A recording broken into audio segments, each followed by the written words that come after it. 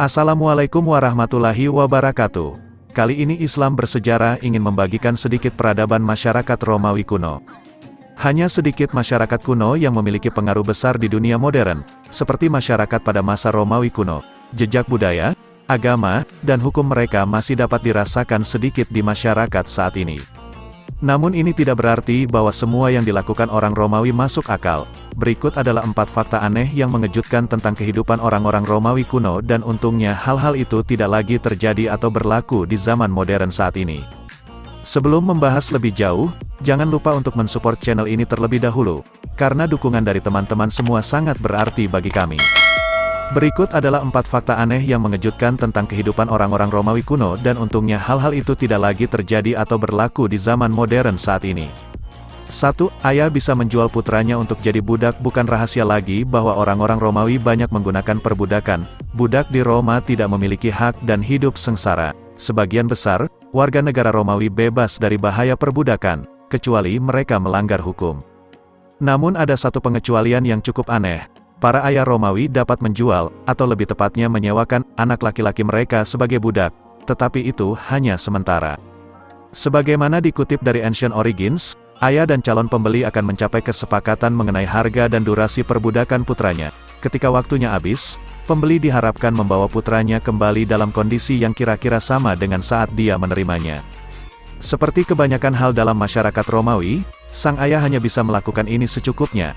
Dia bisa menjual anak yang sama 2 kali dan semuanya baik-baik saja.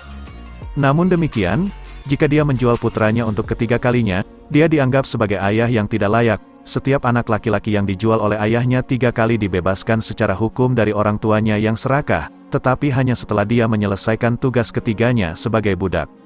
Aturan 3 penjualan ini berlaku untuk setiap anak. Itu berarti bahwa jika seorang ayah ingin terus menghasilkan uang dari anak-anaknya, yang perlu dia lakukan hanyalah terus menghasilkan lebih banyak anak. Seperti kata dalam sebuah pepatah, banyak anak banyak rezeki mungkin juga diyakini oleh para ayah Romawi. 2. Larangan mengenakan warna ungu sudah menjadi rahasia umum pada saat ini bahwa seperti banyak masyarakat, orang-orang Romawi terobsesi dengan kelas. Apa yang tidak disadari banyak orang adalah betapa terobsesinya orang Romawi pada kelas sampai ada larangan terkait warna. Ambil contoh, fakta bahwa mayoritas orang Romawi bebas dilarang memakai warna ungu. Dalam masyarakat Romawi, warna ungu diasosiasikan dengan kemuliaan, kekuasaan, dan royalti. Dengan demikian pemakaian toga ungu hanya diperuntukkan bagi kaisar dan orang-orang Romawi berpangkat tinggi lainnya. Mengapa ungu memiliki reputasi ini? Karena dulu butuh biaya sangat mahal untuk menghasilkan pewarna ungu. Semua pewarna ungu bersumber dari Poenisia. Untuk membuat pewarna yang cukup untuk satu toga, 10.000 moluska harus dihancurkan. Jadi, pewarna ungu nilainya kira-kira sama dengan emas. Bangsa Romawi senang bisa membedakan kelas seseorang hanya dengan melihat mereka. Larangan toga ungu adalah contoh utama hukum tempat perlindungan Romawi. Ini adalah undang-undang yang melarang orang Romawi kelas bawah memamerkan kekayaan apapun yang mungkin mereka miliki. Dalam sistem kelas Romawi, Anda tetap di tempat Anda dan hanya kelas atas yang dapat memamerkan kekayaan mereka. 3. Awalnya, ayah secara hukum diizinkan membunuh keluarganya. Romawi kuno selalu merupakan masyarakat patriarkal, namun pada masa-masa awal orang-orang Romawi benar-benar menganggapnya ekstrim. Di Romawi awal, seorang ayah dapat menganggap anggota keluarganya sebagai aset miliknya. Dia bisa melakukan apa yang dia inginkan dengan mereka, yang menjelaskan mengapa dia bisa menjual putranya sebagai budak. Terserah sang ayah untuk memilih bagaimana dia menghukum anak-anaknya. Jika dia merasa bahwa anak-anaknya pantas mati, maka dia dapat membunuh anak-anaknya tanpa akibat hukum. Bahkan meninggalkan rumah tidak berarti anak-anaknya aman. Setelah dinikahkan dan meninggalkan rumah, seorang anak perempuan masih bisa dibunuh oleh payahnya. Anak laki-laki juga tidak pernah aman. Mereka baru benar-benar mandiri setelah dijual 3 kali atau setelah ayah mereka meninggal. Akhirnya, aturan ini dilonggarkan.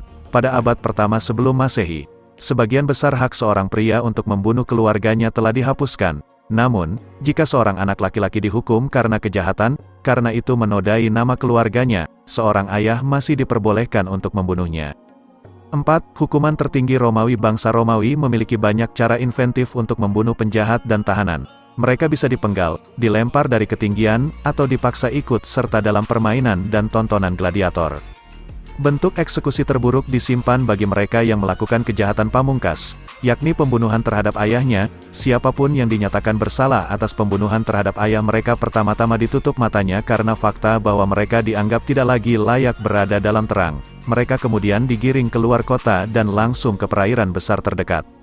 Sesampai di sana, mereka dipukuli dengan tongkat sampai 1 inci dari hidup mereka. Mereka kemudian diikat dan dilemparkan ke dalam karung kulit yang agak besar bersama dengan seekor ular, anjing, kera, dan ayam jantan di dalamnya. Karung itu kemudian dibuang ke air di mana mereka tenggelam atau akan terbunuh oleh hewan-hewan yang meronta-ronta di dalam karung tersebut. Kejadian tersebut menjadi salah satu petunjuk bagi kita bahwa cara berpikir yang seperti itu dalam bermasyarakat sangatlah tidak baik, apalagi sampai menghilangkan nyawa orang lain. Hanya sekian saja, jangan lupa di like dan subscribe agar channel ini terus maju dan berkembang. Karena kami sangat membutuhkan dukungan dari sahabat semua. Semoga kita bisa mengambil pelajaran dari video ini. Jangan lupa dibagikan juga video ini kepada teman-temannya, supaya kita tahu dan sadar untuk semakin memperkuat iman, akhlak dan beretika dalam bermasyarakat. Wassalamualaikum warahmatullahi wabarakatuh.